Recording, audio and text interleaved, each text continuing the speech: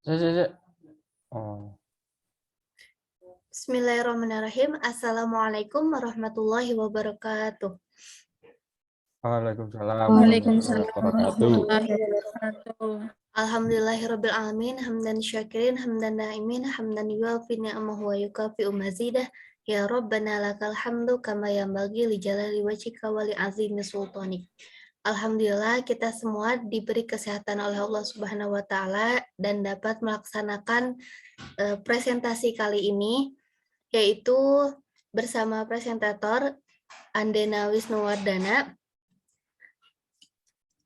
yang akan mempresentasikan artikel yang dibuatnya dalam mata kuliah Tafsir Ahkam.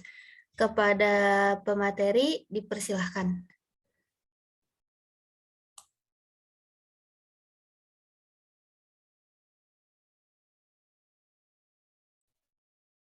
Ya, baik. Perkenalkan, nama saya Andena Wisnuwardana. Saya di sini akan mencoba mempresentasikan mengenai tugas tafsir ahkam yang saya mengambil tema mengenai perceraian atau talak. Di sini saya akan mengambil judul, yaitu suatu cara yang baik ketika sudah mengatakan talak. Di sini saya akan menjelaskan mengenai talak terlebih dahulu. Itu menurut bahasa artinya melepaskan atau meninggalkan. Dalam istilah, talak adalah melepaskan ikatan perkawinan. Nah, dari pengertian tersebut saya mengambil surat Al-Baqarah ayat 229 untuk menjadi fokus ayat yang akan saya jelaskan ke depannya.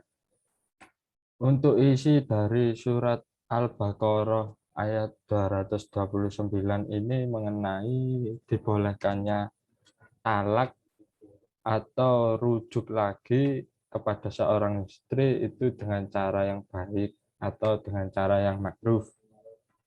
Nah, di sini saya akan menggunakan metode tafsir maudhu'i ketika menjelaskan surat Al-Baqarah ayat 229 ini.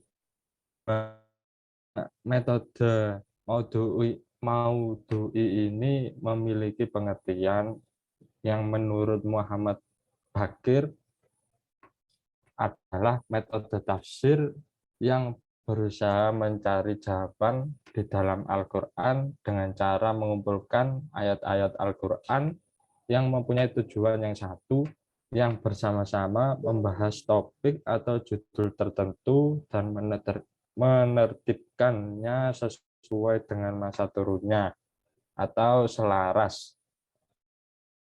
Di sini saya akan mengambil beberapa fokus ayat atau kata kunci dari surat Al-Baqarah ayat 229 itu tadi, di mana kata kunci yang pertama ini saya mengambil kata ma'ruf, yang kedua itu tasrihun, yang ketiga itu ihsanin.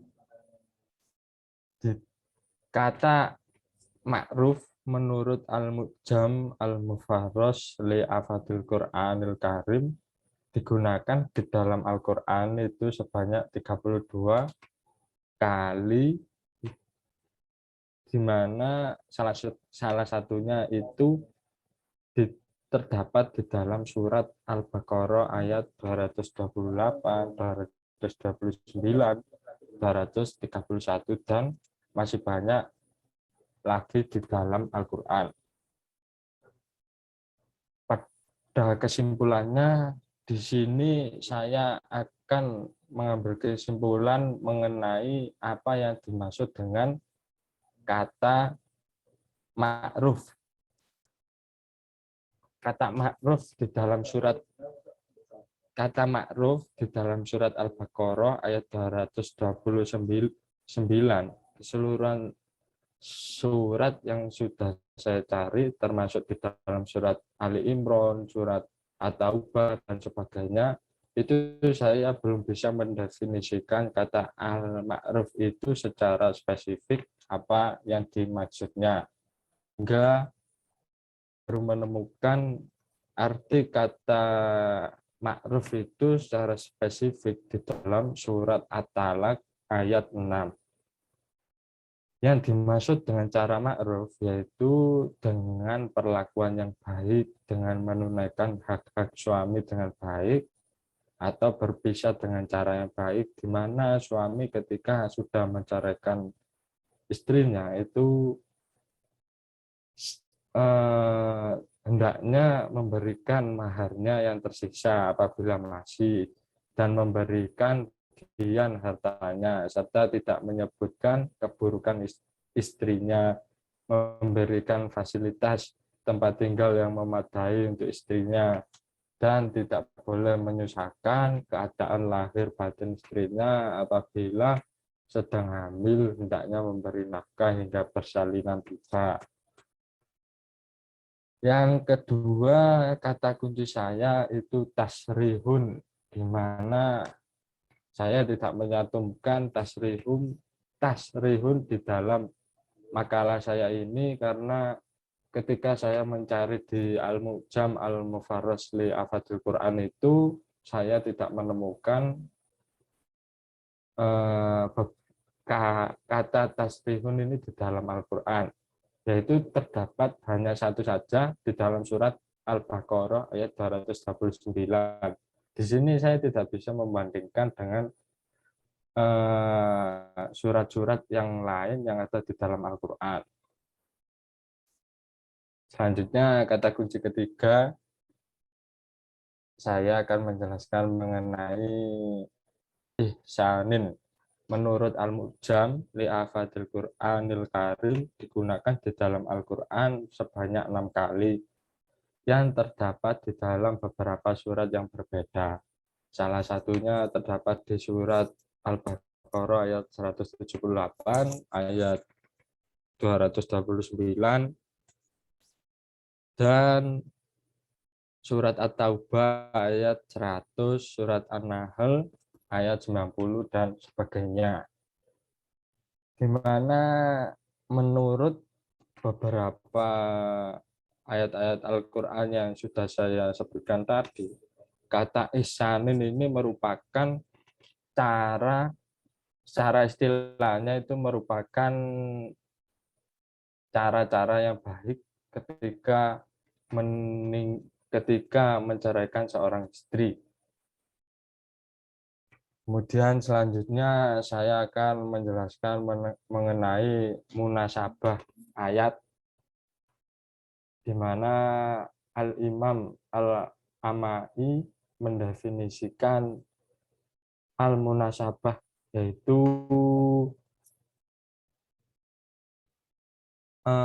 aspek hubungan antara satu kalimat dengan kalimat yang lain dalam satu ayat, atau antara satu ayat dengan ayat yang lain dalam himpunan beberapa ayat, ataupun hubungan surat satu dengan surat yang lainnya. Itu yang dimaksud dengan munasabah ayat. Di sini munasabah dari ayat yang menjadi fokus saya, yaitu surat Al-Baqarah ayat 229, di mana masing-masing ayat di dalam Al-Quran satu dengan ayat yang lainnya tidak dapat dipisahkan pengertiannya, sebagaimana diketahui bahwa penyusunan ayat-ayat dalam Al-Quran tidak didasarkan pada kronologis masa turunnya, melainkan pada korelasi makna ayat-ayatnya sebagai kandungan ayat terdahulu selalu berkaitan dengan ayat kemudian.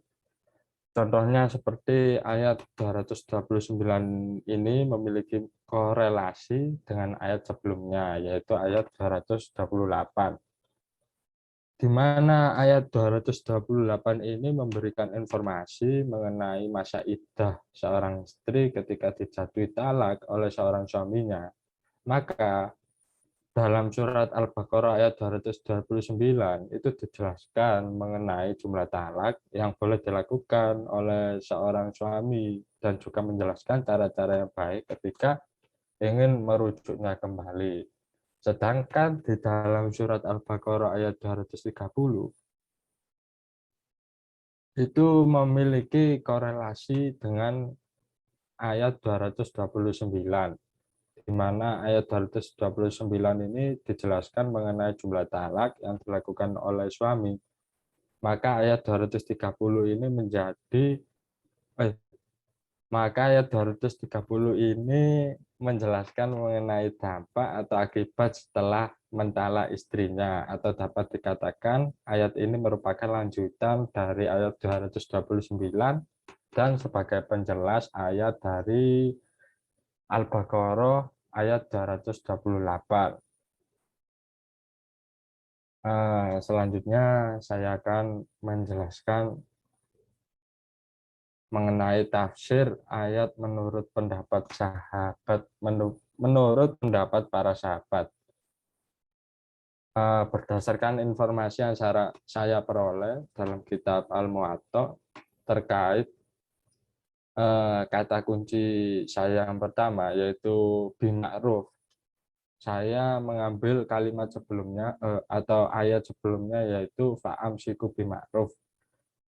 Maka terdapat pendapat dari sahabat sebagai berikut, di mana saya mengambil pendapat sahabat ini di dalam Maktabah Asy-Syamilah di kitab Al-Muwatta karangan Imam Malik.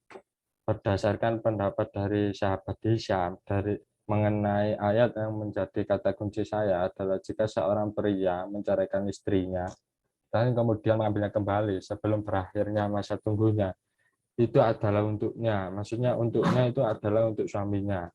Maka dari pernyataan tersebut turunlah firman Allah yang berbunyi fa'amsiku bima'ruf. Dari ayat tersebut bahwa sesungguhnya boleh rujuk kembali itu dengan cara yang baik, bukan dengan mengambil kembali seorang istri sebelum masa iddahnya berakhir. Hal tersebut merupakan cara yang tidak baik. Selanjutnya saya menjelaskan kata kunci yang kedua, yaitu tasrihun, di mana saya menyambung kata tasrihun ini dengan kata sesudahnya, yaitu tasrihun biihsanin. Berdasarkan dari kitab tafsir Ibnu Hatim yang saya cari di kitab di Maktabah Asy-Syamilah, arti kata kunci tersebut, maksudnya tasrihu bi ihsanin ini adalah melepaskan dengan cara yang baik. Berikut penjelasan dari tafsirnya. Maksudnya tafsir dari Ibnu Abi Hatim ini tadi.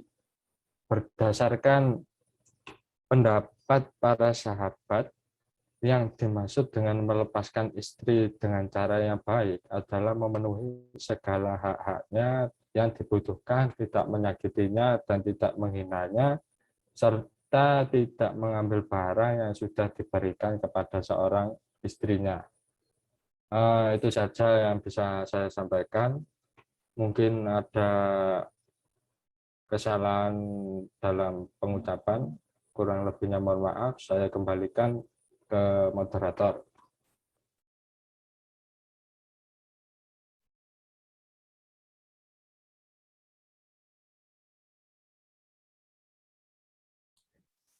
Baik, terima kasih kepada Mas Wisnu atas penyampaian materinya tentang bagaimana memperlakukan seorang istri jika suami itu menceraikannya.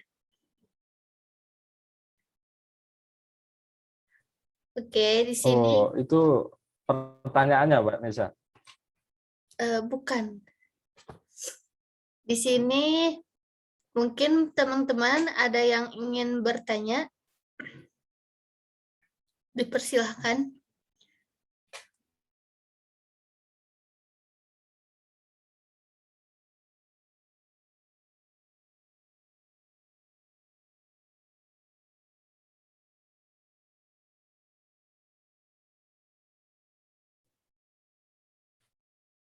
Mungkin bagi teman-teman yang ingin bertanya, dipersilahkan. Mungkin ada juga yang bisa memberikan saran terkait makalah yang sudah saya sampaikan tadi. Mungkin ada kekurangan, bisa disampaikan atau diberi masukan untuk saya benarkan kembali.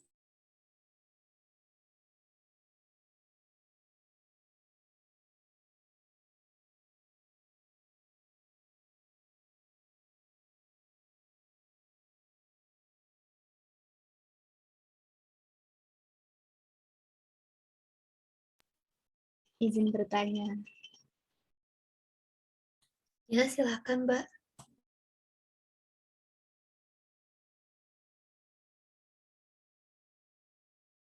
Jadi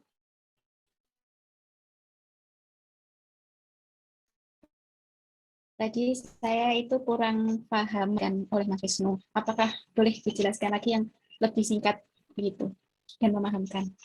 Terima kasih. Ya, baik. Saya akan berusaha menjelaskan kembali mengenai kata kunci yang sudah saya sampaikan tadi. Kan pada awalnya saya itu kan memberikan kata kunci itu sebanyak 3. Yang pertama itu ma'ruf, kedua tasrihun, ketiga itu ihsanin. Di mana yang tasrihun dan ihsanin ini ketika saya mencari di Maktabah Asyamila ini, ayat yang satu dengan ayat yang lainnya itu tidak bisa saya bandingkan karena arti dari ayat tersebut itu tidak spesifik, beda dengan kata ma'ruf, kata kunci saya yang pertama itu tadi, itu ketika saya, apakah bisa didengar?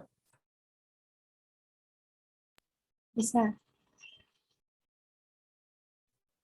Ketika saya mencari kata ma'ruf itu tadi di dalam Maktabah Asyamila itu tadi, kan itu terdapat banyak di dalam Al-Mu'jam itu ada 32 tadi.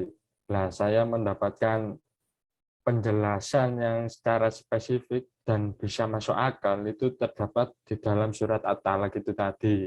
Bahwasanya ketika seorang suami itu menceraikan seorang istrinya itu harus dengan cara yang baik, bukan dengan cara yang tidak baik. Nah, dengan cara yang baik ini tadi itu dijelaskan oleh surat At-Talaq ayat 6 itu tadi, di mana dengan cara yang baik itu contohnya yang pertama itu tidak mengambil harta yang sudah diberikan kepada istrinya, terus memberikan tempat tinggal kepada istrinya apabila sudah menceraikan istrinya itu tadi. Terus apabila seorang istrinya ketika seorang suami ini tadi menceraikan, apabila istrinya itu sedang hamil, maka seorang suami ini menurut ayat talak 6 ini wajib memberikan nafkah hingga persalinan itu tiba. Itu saja yang bisa saya sampaikan. Apakah bisa dipahami? Iya, bisa. Mungkin ada lagi pertanyaannya. Izin bertanya, Ya, silakan, Pak. apakah cuma metode maudhu'i saja yang digunakan di dalam mengerjakan materi ini? Kalau cuma itu saja, jelaskan.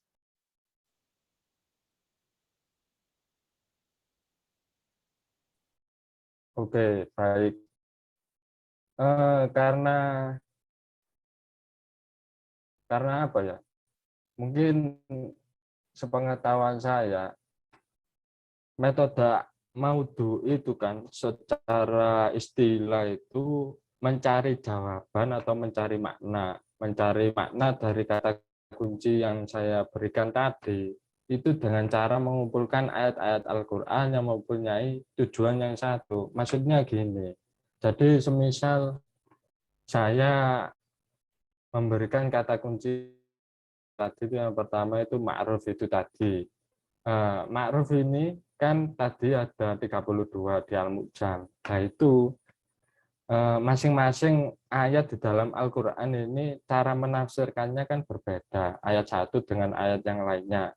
Nah, untuk metode yang cocok ini untuk memberikan penafsiran ini yaitu metode al-maudu'i, di mana metode ini tuh sama-sama membahas topik atau judul tertentu, juga selaras dengan sebab-sebab turunnya, kemudian memperhatikan ayat-ayat tersebut dengan penjelas-penjelas atau keterangan-keterangan dan hubungan-hubungan dengan ayat-ayat yang lain, dengan ayat satu dengan ayat yang lainnya. Mungkin gitu, atau mungkin bisa ditambahkan lagi.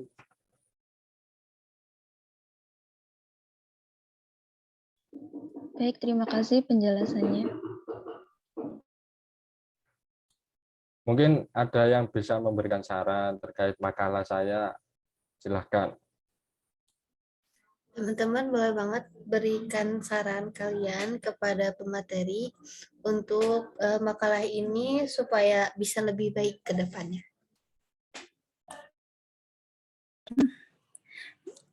Gini ya, saya mau ngasih saran untuk bagian tafsir ayat menurut pendapat sahabat lebih baik dijabarkan supaya bisa mendapat pemahaman yang lebih dan nilai plus. Itu saja. Yang lainnya sudah baik.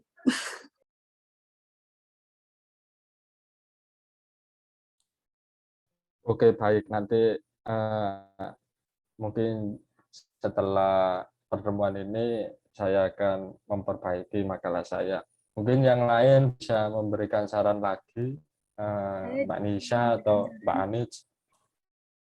Saya ingin memberikan saran untuk poin G sama mengenai tafsir dari beberapa kitab.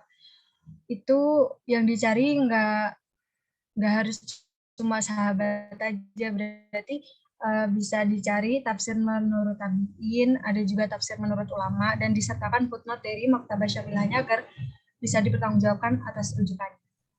Ya, baik Mbak. Terima kasih atas sarannya.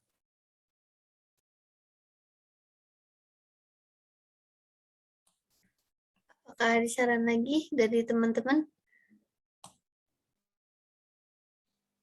Saya mau ngasih saran. Bolehkah? Boleh. Silakan. Boleh. Itu dalam makalahnya kalau bisa. Ini masalah penulisan sih. Ya itulah pokoknya. Kalau bisa diperbaiki kayak penulisan kesalahan dalam penulisan, misalkan apa ya tadi? Ada salah satu di situ tuh salah, kurang huruf apa gitu. Aku lupa. Pokoknya di situ ada. Terus habis itu kalau bisa membedakan antara judul dengan isi materi. Maksudnya itu kan di situ ada yang poin D munasabah ayat. Kan itu munasabah ayat kan menjelaskan arti dari munasabah ayat itu apa. Terus habis itu di bawahnya kan ada munasabah dari surat Al-Baqarah. Nah itu kan kalau nggak dibedakan, kita jadi nggak tahu itu tuh isinya atau judul lain gitu loh. Paham maksudnya nggak? Iya, paham. Nah itu. Terus Baik, Ya, terima kasih atas kepada teman-teman yang telah memberikan saran. Mungkin dari yang telah dipaparkan pemateri terkait bagaimana tata cara jika suami ingin mentalak istrinya, kemudian apa saja yang harus dilakukan sebelum atau sesudahnya. Kan tidak hanya talak tuh udah talak langsung ditinggalkan, tetapi memang dalam Islam juga dituturkan bagaimana cara-cara yang baik dalam talak, dan juga nanti terkait pembahasan yang lain bisa dijelaskan mungkin dari tata cara tak mentalak tuh seperti apa, waktunya itu kapan sebaiknya, karena kan ada yang wajib, ada yang sunnah dan lain-lain. Kemudian bisa kita simpulkan juga terkait sarannya. Tadi terkait sarannya mungkin dalam artikel ya tentang penulisan itu bisa lebih dirapihkan lagi. Karena kan kita juga di Fakultas Syariah punya pedoman penulisan tersendiri gitu. Untuk judul, fontnya apa, kemudian berapa angkanya, kemudian harus di bold apakah tidak, terus disejajarkan lagi. Dan untuk tafsirnya, yang tadi kurang ada tafsir kitab bisa ditambahkan lagi, dirincikan secara jelas untuk tafsir sahabat juga. Mungkin sekian dari saya. Terima kasih kepada Mas Wisnu dan juga kepada teman-teman semua. Semoga apa yang telah Mas Wisnu sampaikan bisa bermanfaat ilmunya untuk kita semua, khususnya untuk Mas Wisnu sendiri. Mohon maaf apabila ada kesalahan. Saya ucapkan terima kasih atas perhatiannya. Billahi taufiq wal hidayah, waridho wal inayah. Wassalamualaikum warahmatullahi wabarakatuh. Waalaikumsalam warahmatullahi